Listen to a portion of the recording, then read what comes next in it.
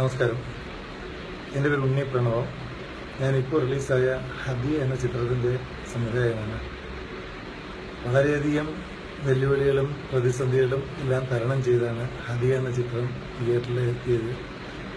ഇത് ഹദിയ എന്നുള്ള പേര് കേൾക്കുമ്പോൾ തന്നെ ചിലരുടെ മനസ്സിൽ ഹാദിയ എന്നൊരു റീസെന്റ് ഇഷ്യൂ മനസ്സിൽ വരുന്നുണ്ടാണോ എന്നറിയില്ല.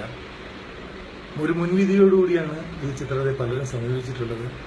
ചിത്രത്തിലെ അങ്ങനെ യാതൊരു വിധത്തിലുള്ള പ്രശ്നങ്ങളുള്ള ഒരു മൂവിയല്ല ഇത്. തികച്ചും എല്ലാവർക്കും ഒരുമിച്ചിരുന്ന് കാണാവുന്ന പ്രണയത്തിന്റെയും സ്നേഹത്തിന്റെയും ത്യാഗത്തിന്റെയും കഥ പറയുന്ന ഒരു കുടുംബ ചിത്രമാണ് ഹദിയ. ഒരു കൂട്ടം പ്രവാസികളുടെ ഒരു ഡ്രീമായിരുന്നു ഈ സിനിമ. അതിലേക്ക് ഞാൻ വന്ന് ചേർന്നതാണ്. ഈ ചിത്രം വളരെ മനോഹരമാണെന്ന് ഈ ചിത്രം തിയേറ്ററിൽ കണ്ട ഓരോരുത്തരും അഭിപ്രായപ്പെടുന്നുണ്ടെങ്കിലും തിയേറ്ററിൽ നമുക്ക് അത് എന്തോ ഒരു മുൻവിധിയോടുകൂടി തന്നെ നമ്മളെ സമീപിക്കുന്നു. നമ്മളിപ്പോൾ പോസ്റ്റേഴ്സും ഹോർഡിങ്സും എല്ലാം വയ്ക്കുമ്പോൾ തന്നെ അത് ബ്ലേഡ് വെച്ച് കീറിക്കളയുക.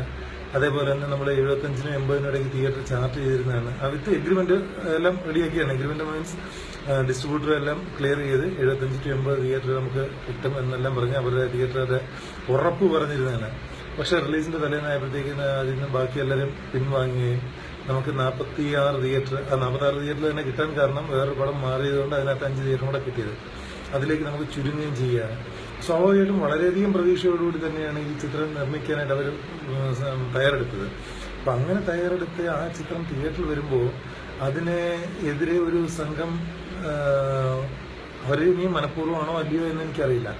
പക്ഷെ ഒരു സംഘം പ്രവർത്തിക്കുന്നു എന്നറിയുമ്പോൾ സ്വാഭാവിക ഈ പ്രൊഡ്യൂസേഴ്സ് തന്നെ ഒരു അപ്സെറ്റ് ആയി പോയിരിക്കുകയാണ്.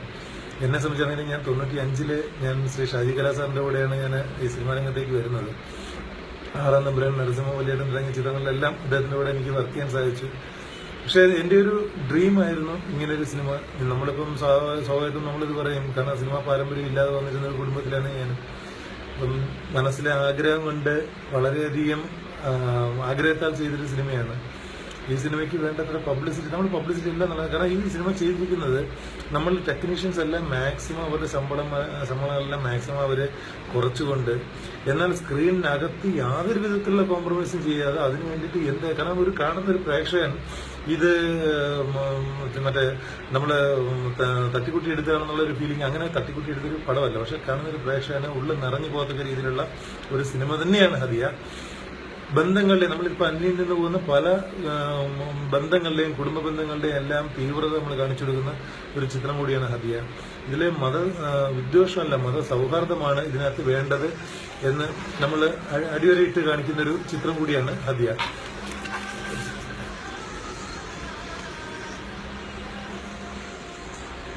ഇതിനകത്ത് എല്ലാവരുടെയും മാക്സിമം ഒരു സപ്പോർട്ടും ഈ ചിത്രത്തിനകത്ത് വന്നിട്ടുണ്ടായിരുന്നു. ഇതില് ശരത്തേട്ടൻ്റെയാണ് മ്യൂസിക് ചെയ്തിരിക്കുന്നത്. ശരത്തേട്ടൻ്റെ ഒരു ഇടവേളയ്ക്ക് ശേഷം ശരത്തേട്ടൻ്റെ തിരിച്ചുവരവ് കൂടിയാണ് എന്ന് നമ്മൾ ആഗ്രഹിച്ചിരുന്ന ഒരു ചിത്രമാണ്. 5 പാട്ടുകളുണ്ടായിരുന്നു. 5 മ്യൂസിക് കമ്പോസേഴ്സാണ് ഈ ചിത്രം പാടിയിരിക്കുന്നത്. ഇതിനകത്ത് ഹരിഹരൻ സാറ്, ഗോപി സുന്ദർ, ബിജിപാല്, ശ്രീലേഖ, ശ്രീലേഖ, അതായത് ബാഹുബലിയുടെ മ്യൂസിക് ഡയറക്ടർ സഹോദരി കൂടിയാണ്. പിന്നെ കാവ്യ, ഇങ്ങനെ 5 മ്യൂസിക് കമ്പോസേഴ്സ്. പിന്നെ ഒരു സാന്ദ്ര എന്ന് പറഞ്ഞൊരു പുതിയ കുട്ടി ഇൻട്രൊഡ്യൂസ് ചെയ്തിട്ടുണ്ട്. ആ പാട്ടുകൾ കേട്ട് കഴിഞ്ഞാലോ അതിന്റെ വിഷ്വൽസ് കണ്ടു കഴിഞ്ഞാലോ നിങ്ങൾക്ക് തന്നെ അറിയാൻ പറ്റും നമ്മൾ എന്തുമാത്രം ആത്മാർത്ഥതയോടെയാണ് ആ ചിത്രം ചെയ്തിരിക്കുന്നതെന്നല്ല. പക്ഷെ നമുക്ക് തിയേറ്ററിൽ എന്തോ ഒരു പബ്ലിക് റെസ്പോൺസ് കുറവെന്ന് പറഞ്ഞാൽ ഇത് നിഷാനായതുകൊണ്ടാണെന്ന് ചിലർ പറയുന്നു. പക്ഷെ അല്ല, ഒരിക്കലും അല്ല.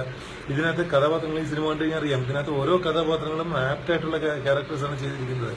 ഇപ്പം നിഷാന്റെ ആണെങ്കിലും ശരി, രാഗിണിയുടെ ആണെങ്കിലും ലിയോണയുടെ ആണെങ്കിലും എല്ലാം ഏറ്റവും മനോഹരമായ കഥാപാത്രങ്ങളാണ്. അവർ ഏറ്റവും മനോഹരമായിട്ട് ചെയ്തിട്ടുണ്ട്. അവർ ചെയ്ത എഫേർട്ടിനെ ആണെങ്കിലും ശരി നമ്മൾ അപ്രീഷിയേറ്റ് ചെയ്യേണ്ടതാണ്. പ്രസന്ന മാസ്റ്ററുടെ കൊറിയോഗ്രാഫി, അദ്ദേഹത്തിന്റെ ആണെങ്കിലും ശരി, PC ലാൽ ക്യാമറമാൻ, ഇത് നിങ്ങൾ കണ്ടു കഴിഞ്ഞാൽ സ്വാഭാവികമായിട്ട് നമുക്ക് അറിയാൻ പറ്റും നമ്മൾ എന്തുമാത്രം ആത്മാർത്ഥതയോടെ എന്തുമാത്രം ആഗ്രഹിച്ച് ചെയ്ത മൂവിയാണ്. പക്ഷെ ഇത് സത്യം പറഞ്ഞാൽ നമുക്ക് ഭയങ്കരമായിട്ട് വളരെയധികം വിഷമം തോന്നുന്ന ഒരു ഇതാണ്. കാരണം തിയേറ്ററിൽ നിന്ന് ഭയങ്കര കാരണം പോസ്റ്റേഴ്സ് പോലും അവർ പറയുന്നത് പബ്ലിസിറ്റി കുറവാണ് എന്നുള്ളതാണ്. പക്ഷെ എന്തുകൊണ്ട് എന്ന് നമുക്കറിയില്ല. നമ്മൾ അതിനകത്ത് വേണ്ട, അതായത് നമ്മൾ ചുരുക്കിയത് ഒരേ ഒരു സ്ഥലത്ത് മാത്രമാണ് ചുരുക്കിയിരിക്കുന്നത്, ശമ്പളത്തിൽ മാത്രമാണ്. അത് ടെക്നീഷ്യൻസ് എല്ലാം കോൺട്രിബ്യൂട്ട് ചെയ്യുന്നുള്ള വേണമെങ്കിൽ തന്നെ പറയാം. അത്രയും ആത്മാർത്ഥമായിട്ട് ചെയ്യാൻ വേണ്ടിയിട്ട് ചെയ്തിരിക്കുന്ന ഒരു മൂവിയാണ്. എല്ലാവർക്കും പൂർണ്ണ ജോയിന്റ് ആയിട്ട് എല്ലാവരും പൂർണ്ണ ഒരേ മനസ്സോടുകൂടി ചെയ്തൊരു മൂവിയായിരുന്നു. അത് ആദ്യമായിട്ട് ഏറ്റവും വിഷമം എന്ന് പറഞ്ഞാൽ അവർ സ്ഥിരം കണ്ടിന്യൂസ് ആയിട്ട് ഈ ഫീൽഡിൽ നിൽക്കണം എന്നുള്ള ആഗ്രഹത്താൽ ഒരു സംഘം പ്രവാസികൾ നിർമ്മിച്ച ചിത്രം, ഒരു പ്രവാസിയായ ശ്രീ പി ടി അബ്ദുൽ റസാഖ്, അദ്ദേഹത്തിന്റെ സ്ക്രിപ്റ്റ്, ഇവരെല്ലാം മനസ്സിൽ നന്മ സൂക്ഷിക്കുന്ന ഒരു ടീമായിരുന്നു. അവര് സിനിമാ സങ്കല്പം തന്നെ അവരുടെ മാറിപ്പോയി. കാരണം വെച്ചാൽ ഏറ്റവും നല്ല, അതായത് 10-100 പേർക്ക് ജോലി, ഡയറക്റ്റായിട്ട് 100ഓളം പേർക്ക് ജോലി കൊടുക്കുന്നു, ഇൻഡയറക്റ്റായിട്ട് ഇത്രയും പേർക്ക് നമ്മൾ ജോലി കൊടുക്കുകയാണ്, അത്രയും ഒരു പുണ്യപ്രവൃത്തിയാണ് ചെയ്യുന്നത് എന്ന് മനസ്സിൽ ആഗ്രഹിച്ചാണ് ഇവർ ഈ മൂവി ചെയ്യാൻ ആഗ്രഹിച്ചത്. പക്ഷേ അവരെ ഈ ചിത്രം കണ്ടു കഴിഞ്ഞാൽ നിങ്ങൾക്ക് സ്വാഭാവികമായിട്ടും നിങ്ങൾക്ക് തന്നെ അറിയാം, അത്രയും ഫീൽ ചെയ്തിട്ട് പറയാണ്. കാരണം ഓരോ തിയേറ്ററിൽ ഞായറാഴ്ച അവർ മാറ്റിയിരിക്കുന്നു. തിയേറ്ററിൽ സാറിന് ശനിയും ഞായറും എപ്പോഴും തിയേറ്ററിൽ ആൾ കയറേണ്ടതാണ്.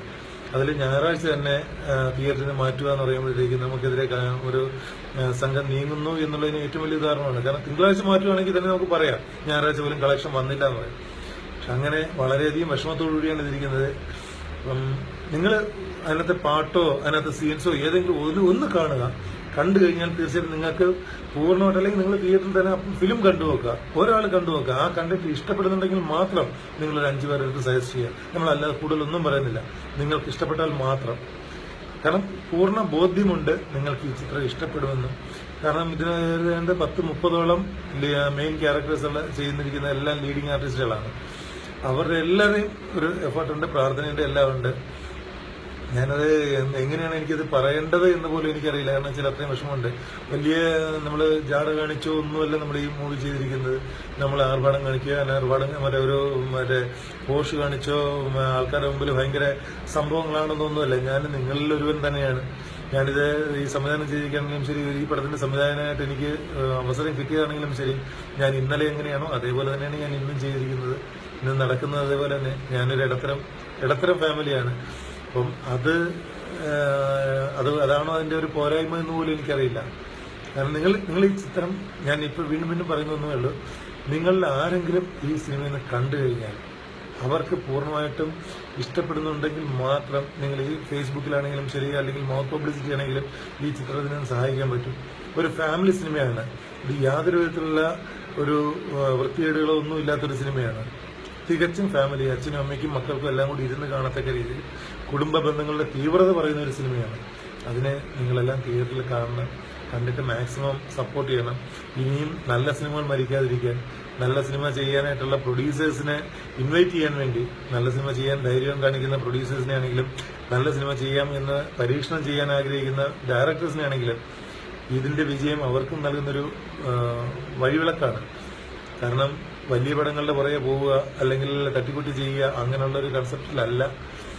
നമ്മൾ നല്ല പടങ്ങൾ ചെയ്യണം എന്നുള്ള ആഗ്രഹത്താലാണ് നമ്മൾ ഈ മൂവി ചെയ്തിരിക്കുന്നത്.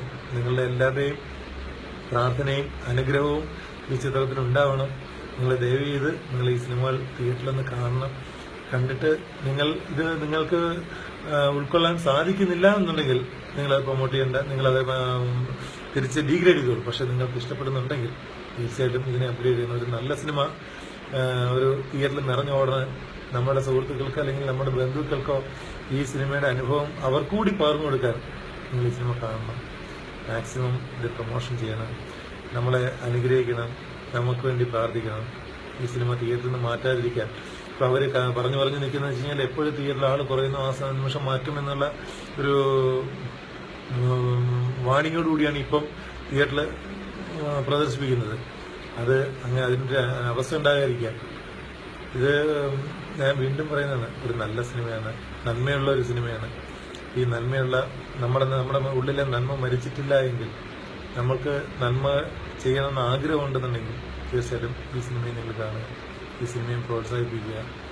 ഇതിന്റെ ഒരു വിജയത്തിന് വേണ്ടിയിട്ട്